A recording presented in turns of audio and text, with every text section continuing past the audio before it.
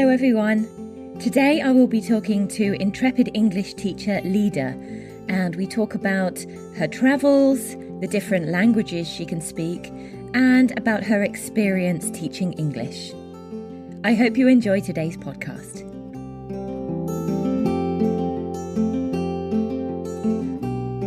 Hi Lida, how are you today? Hi, I'm all right, thank you. How are you?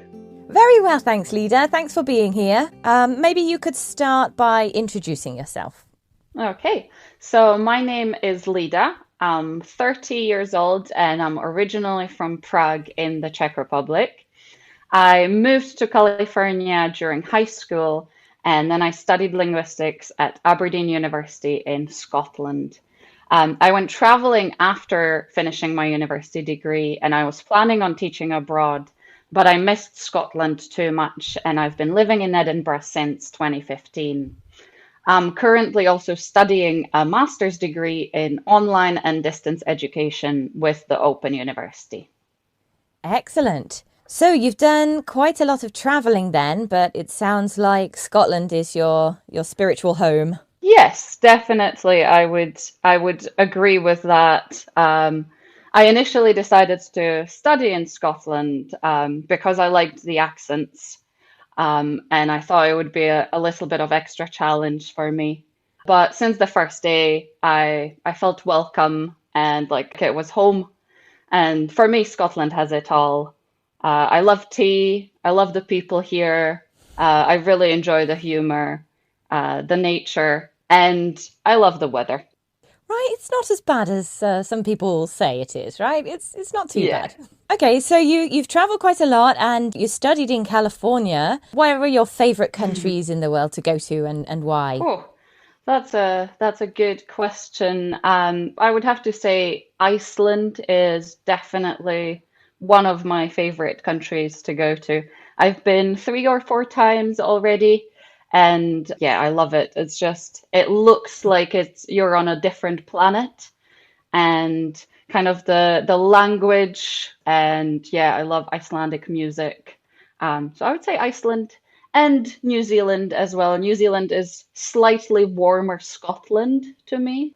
Wow. So you spoke about languages there. I know that you speak a few languages. So do you want to tell the listeners about that? Sure. Yeah. So I grew up speaking Czech and also Slovak because that's a language very similar to Czech. I went to a bilingual Czech and French school, so I actually was fluent in French before English. But moving to the States and then to Scotland, I've kind of given up French for English. I don't speak as much French anymore. And I can speak the basics of Icelandic, Swedish, and Italian, but as I said before, they're not a great level.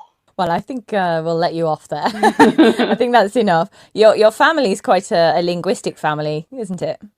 Yes, both my mum and grandma can speak 8 languages, so I'd like to surpass them and speak 9 eventually. Wow, that's a great goal to have. Fantastic. Do you have a favourite language? I think English is my favorite language from the ones I can speak properly, because it's so rich and varied that I feel like it allows me to express myself better than I ever could in Czech. I sometimes feel like Czech is missing some words that I need. And I also wish my Icelandic was better because I really like the language and to me it sounds great. A little bit crazy, but great at the same time. I think our perception of the world kind of changes when we speak a different language because they don't translate perfectly. So I feel like a slightly different person when I speak Czech and when I speak English, definitely. I'm sure a few people have told you that your accent sounds a little bit Scottish. Yes, I get that a lot. Well, I get Scottish or Irish, but I've never had problems with accents. Actually, if I sometimes speak in Czech even to someone from a different region, by the end of the evening, I quite often speak with that accent. So I think I've got quite a good ear for accents. quite often I just start speaking like the person I'm speaking to. Yeah, I often get that too. I do that. I think it comes from having a grandma with a very broad Irish accent for me. I can quite often pick up an Irish accent by the end of the evening. So how long have you been teaching English then, Lida? I've been teaching English for about 4 years. I've been teaching online for about 2 or 2.5 years. So the first a year and a half, I was only teaching face to face, and the last 2.5 years I've been doing both. And what do you like most about teaching English, either online or face to face? I think the best part is seeing my students progress and improve, and for them to be aware that they are progressing, because I think just persevering is one of the hardest things. So yeah, just being able to see that progress in my students. Yeah, that moment when they suddenly understand something they've been working on for a while. Isn't that just the best feeling when you see a student finally click and get it? Yes, absolutely. Or especially with some of my students that I've had for a long time, sometimes there is just a word that they cannot remember. And then the lesson that they suddenly use it in a sentence properly. It's just, yeah, that's the best. Great, I know it well, yeah. Right, so you mentioned that your degree is in distance and online learning.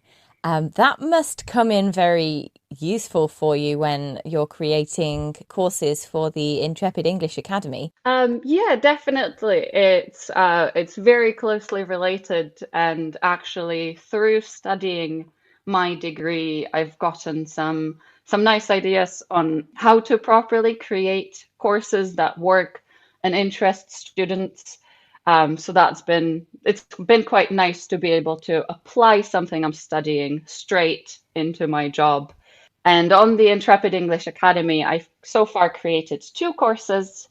The first one is an English for Beginners course, which is designed to kind of introduce students to the basics of communication in English and get them a bit more confident with just meeting a new person for the first time.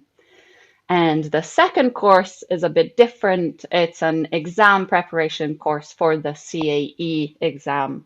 And this course takes you through the requirements of the CAE exam, and it goes over each part of the exam in detail, and then some sources for studying the grammar and vocabulary needed as well. So both courses include quite a few different skills then. They're not just limited to one skill. Yes, they all cover all of the four main skills of reading, speaking, writing, and listening. One of the most important things while learning a language, in my opinion, is just having fun and enjoying it while you're doing it. So that's why I wanted to include a good variety of activities for students. That's excellent. I'll add the links to those courses in the episode notes so that students can find those easily. And what would you say is the most common piece of advice that you give to your students? So, as I said before, definitely having fun is really important. I always recommend finding a hobby they can do in English and just practicing English every day, even if just for 10 minutes.